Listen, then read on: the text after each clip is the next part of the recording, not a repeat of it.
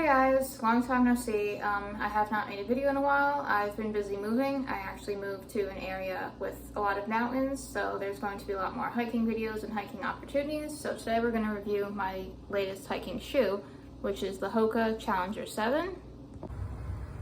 This is the new view out of my front door. So as usual, I like to jump right into it. I like to start talking about sizing and fit before anything else, due to the fact that these days most people order shoes online, so they want to know, is it true to size? So is the Hoka Challenger 7 true to size? Yes. If you're in between sizes, I would recommend going the size up. For example, I'm between a women's size 7 and 7.5, depending on the brand, and I went with the 7.5. The reason why I recommend going slightly a size up, if you're in between sizes, only if you're in between, is because, I guess I'll just jump right into this. Usually in my videos I talk about pros and cons, and I guess if I have to say one con about this shoe, it's that I think the toe box can be slightly wider. Now, I do not have wide width feet. I actually have a very narrow midfoot.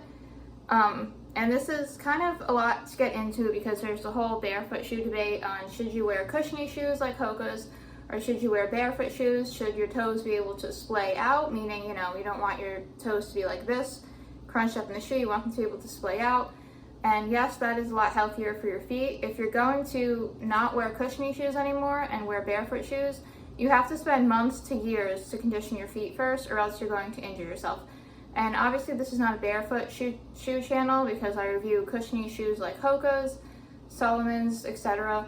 But I do prefer a shoe, even though it's not a barefoot shoe, where my toes can splay out. I feel like that's just more natural for your feet. It's not good for your feet to be really tight in there, like on your toes.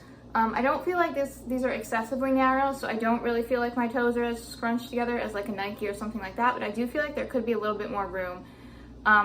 The video that I pretty much was my introduction to reviewing hiking shoes was when I reviewed the Brooks Cascadias, and I believe those had a little bit more room in the foot, or in the toe box. So if I could complain about one thing about this shoe, I would say it could have a little bit more room in the toe box.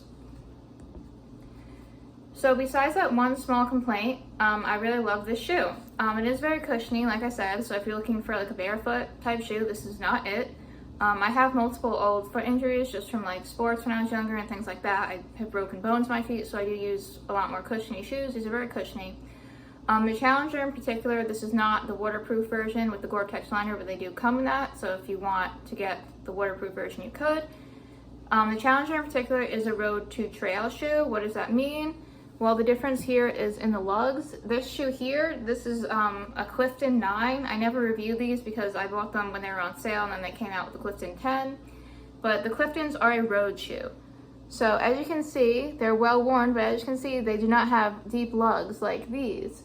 So road, running on pavement, and then trail, running or walking on, surfaces that you need more traction on, so you need more lugs. This is a road to trail shoe, so the lugs aren't excessively deep like they're going to be on a Hoka Speed Goat or some of the Solomon boots and more rugged hiking shoes. This is like a hiking sneaker or a hiking like road to trail shoe. Sorry, I had to refresh my computer or else it's going to shut off. Anyway, so what else can I say about this shoe? They're good for mixed terrain. It's not like a hardcore rugged shoe. If you want something from Hoka that is for more basically hardcore terrain, I would recommend probably like the Speed Goat or some other Solomons that are reviewed on this channel. It's not a hiking boot. It's not for your longest, 15-mile hike up a mountain. It doesn't have ankle support, but it's an amazing shoe in my opinion for basically, I guess, short hikes if you're going to be walking on the road, gravel trails, and like a combination of the road and trails. It's very cushiony, it's very comfortable, it fits true to size. We could take out this, like I often like to do in my videos. Good quality insert. It's cushiony. It's not the most cushiony. Most of the cushion in Hoka's come from the sole, I guess you can call it, whatever you call this thing. As usual, Hoka, just like a lot of other brands, are trying to stay on trend and making some bright, trendy colors. Like, this one has the even lighter gray, so it does kind of stain easily. So obviously, if you care about how clean your shoes look, then don't get these bright colors. But overall they are pretty visually appealing. They have that mountain design in the background. They give the really outdoorsy feel. The high quality laces, that's another important thing. They don't come untied when I'm walking for long periods. This has basically become my go-to summer hiking shoe for all but the more strenuous hikes, where I would again use something with like ankle support, some of the Solomons or something that I've reviewed. So yeah, I really love this shoe. If I had to complain about one thing, as I said, the toe box would be a little bit wider. Other than that, it's super cushiony, super comfortable. You get good traction on most terrain, all but the most crazy terrain. The shoes stay tied. It's very breathable. This is, again, not the waterproof liner version. So there's no Gore-Tex liner in between the mesh and the inside of the shoe. So it's very good. It's become my go-to shoe this summer for light to moderate hiking. Hoka is very comfortable. Yeah, other than that, I don't know. If you have any questions, post them below. I feel like there's more things that I wanted to say about this shoe. But, yeah, so introduction to Hoka Challenger. It's a good shoe. I like it. Fits well pretty much overall. Interesting colors, very cushiony, traction, and yeah, I don't know. Hoka's have done well so far. Thanks for watching and happy trails.